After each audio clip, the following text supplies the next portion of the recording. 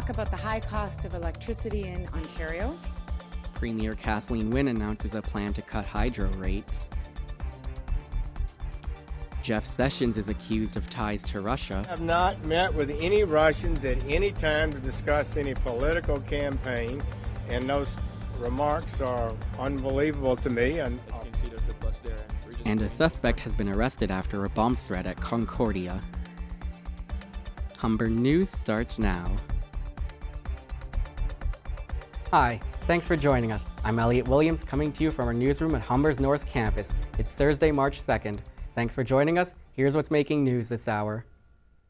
Ontario Premier Kathleen Wynne announced a plan that will save hydro consumers in the province at least 25%. Wynne says the rising hydro rates are unacceptable and Ontario needs to refinance its electricity system. We are tripling the size of the cut we're making to people's hydro bills from 8% to an average of 25%. Change and Wynne made the announcement at Queen's Park. It comes amid public outcry on the surging rates of hydro, especially in rural areas. The plan to reduce rates in the province is expected to cost ratepayers over $2 billion over the next 3 years. The new plan will see power generation contracts refinanced over a longer period of time. Wynne said this is more a fair approach instead of expecting the current generations of ratepayers to pay off those contracts.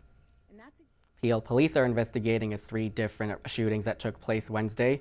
First, a fatal shooting took place at Elm Drive and Mississauga Boulevard just before 10 p.m. The second shooting happened near Fair Oaks Place and McMurtry Avenue less than a half hour later. No one was injured. And the third shooting took place at Dundas Street and Little John Lane just before 11 p.m. No injuries were reported. Peel police are investigating all 3 shootings. U.S. Attorney General Jeff Sessions is under scrutiny today. That's because he reportedly failed to disclose during his confirmation hearings that he had earlier meetings with Russian officials.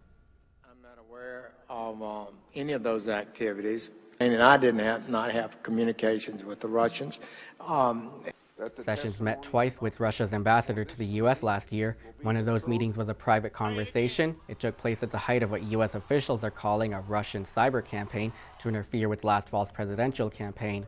When asked, Sessions says that he would, quote, recuse himself when appropriate and that he had not met with any Russians to discuss any political campaign, while a Kremlin spokesman says that he was unaware of the meetings, but that such meetings are routine.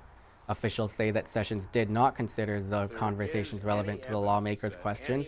Democratic House Leader Nancy Pelosi has called on Sessions to resign in the wake of these reports. A development with a big news story in Montreal. Police are interviewing a 47-year-old man they believe is connected to bomb threats targeted at Concordia University. Muslim students were a prime target.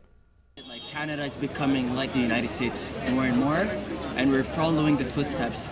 3 buildings were evacuated at Concordia's busy downtown campus on Wednesday. The university reopened later that day, and exams resumed. Media outlets were notified about the emergency situation early this morning. The suspect was arrested, and police say he did not resist. Quebec's premier says safety is a priority.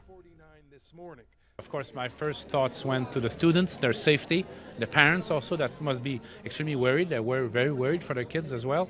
And we know that they are safe. Police found nothing suspicious at the university. It's one of the largest schools in Montreal.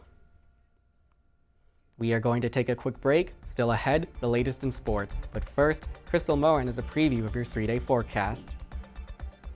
Thanks, Elliot. After yesterday's record-breaking temperatures for the first day of March, today it's feeling super chilly. Winter is still not over and the temperature can still continue to drop.